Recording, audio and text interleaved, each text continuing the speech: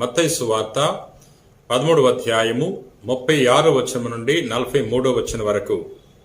నేటి సువార్తలో యేసు ప్రభు గోధుమలు కలుపు గింజలు అనే ఉపమానం యొక్క అర్థాన్ని తన శిష్యులకు వివరిస్తున్నారు. మంచి విత్తనమును విత్తువాడు మనిషి కుమారుడు, పొలము ఈ ప్రపంచము. మంచి విత్తనమనగా రాజ్యమునకు వారసులు, కలుపు గింజలు దుష్టుని సంతానము, వీనిని విత్తిన శత్రువు సైతాను. పంట కాలము అంత్యకాలము, కోతకాండ్రు దేవదూతలు. కలుపు మొక్కలు ఎట్లు ప్రోగు చేయబడి అగ్నిలో పారవేయబడును అట్లే అంత్యకాలమందు జరుగును. మనిషి కుమారుడు తన దూతలను పంపును, వారు ఆయన రాజ్యము నుండి పాప భూయిష్టములైన ఆటంకములను అన్నిటినీ దుష్టులను అందరను ప్రోగు చేసి అగ్నిగుండములో పడద్రోయుదురు. అచ్చట వారు ఏడ్చుచు పండ్లు కొరుక్కొందురు. అప్పుడు నీతిమంతులు తమ తండ్రి రాజ్యములో సూర్యుని వలె ప్రకాశింతురు. వీణులున్నవాడు వినుగాక. క్రీస్తునాథుని యందు ప్రియ సహోదరి సహోదరులారా, నేటి సమాజములో మంచివారున్నారు, చెడ్డవారున్నారు. దేవుడు మంచివారిని మాత్రమే సృష్టించాడు, చెడ్డవారిని సృష్టించలేదు. సమాజంలో చెడ్డవారు కూడా ఉన్నారంటే దానికి కారణము సైతానే. ఈ భూలోకములో మనము గోధుమ వలె జీవించాలి, కలుపు మొక్కల వలె జీవించకూడదు.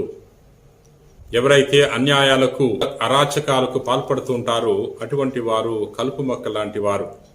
ఎవరైతే ఇతరులను వేధిస్తుంటారో, బాధిస్తూ ఉంటారో, మోసం చేస్తూ ఉంటారో, దొంగతనం చేస్తూ ఉంటారో అటువంటి వారందరూ కూడా కలుపు మొక్క లాంటి వారు. ప్రియ సహోదరి సహోదరులారా, ఈ కలుపు మొక్కల వలె జీవించేవారు తీర్పు దినాన్న వారు శిక్షను అనుభవిస్తారు అనే విషయాన్ని ప్రభు నేటి ఉపమానం ద్వారా తెలియజేస్తున్నాడు. మనము కలుపు మొక్క వలె జీవిస్తూ ఉంటే మన జీవితాన్ని మార్చుకోవాలి.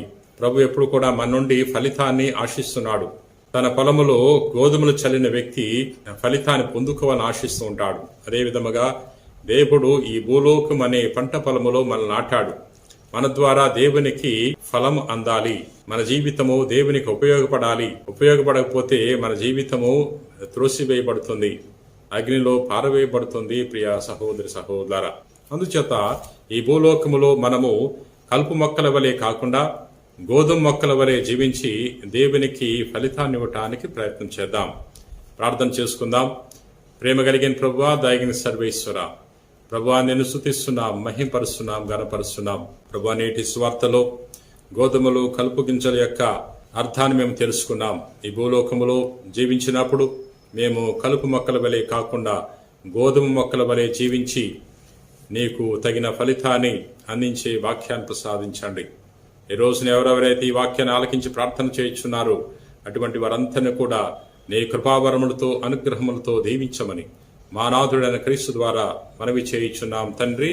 ఆమెన్.